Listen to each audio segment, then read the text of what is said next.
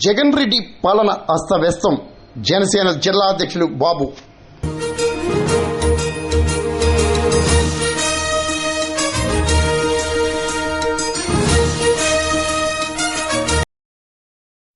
Jaganmohan Reddy సారథ్యంలోని YCP ప్రభుత్వం అస్తవ్యస్తంగా వ్యవహరించిందని జనసేన కాకినాడ జిల్లా అధ్యక్షులు తుమ్మల రామస్వామిబాబు ధ్వజమెత్తారు.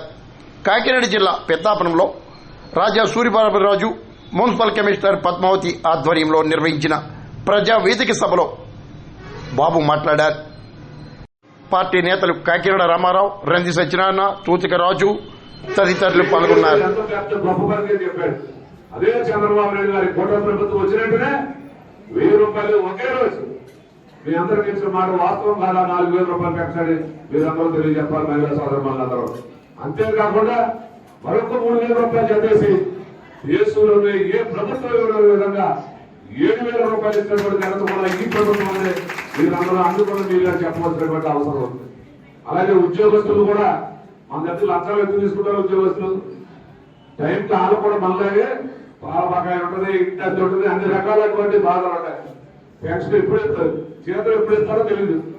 వీళ్ళప్పుడు మనం వెళ్తుంటే మనం చూసుకున్న అధికారులు అందరూ ఈ రోజు అటువంటి ప్రభుత్వం కాదు.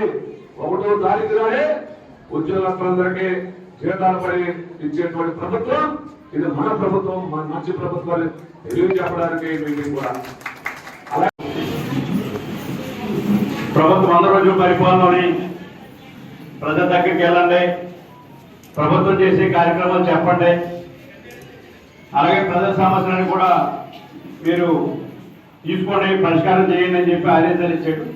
దాని ప్రకారం ఈరోజు 23, 24, 25 వార్డులో మనం ఇక్కడ సమావేశం ఏర్పడుతున్న సమావేశానికి జనసేన జిల్లా అధ్యక్షుడు బాబు గారు, సూర్యబాబురాజు గారు, రామారావు గారు, అలాగే ఎర్రాసీన్ గారు, మన కమిషనర్ గారు, రాజు గారు, వేదిక ఇచ్చిన పెద్దలందరికీ ఇక్కడ విచ్చేసిన సోదరులు సోదరిమణులందరికీ, అలాగే పత్రిక విలేకరులందరికీ నమస్కారం. చాలా సంతోషం ఈరోజు. ఎందుకంటే మనకు ఎన్నికలు అయిన తర్వాత మరి మన చేస్తూ చాలా ఘన విజయం సాధించాం. నన్ను కూడా 3వ విజయం సాధించారు. అలాగే దాని తగ్గట్టుగా 14, 19లో బ్రహ్మాండంగా పనిచేసాం. తర్వాత వచ్చినప్పటికీ మరి జగన్మోహన్ రెడ్డి గారు మరి పరిపాలన ఏమి చేయలేకపోయాం.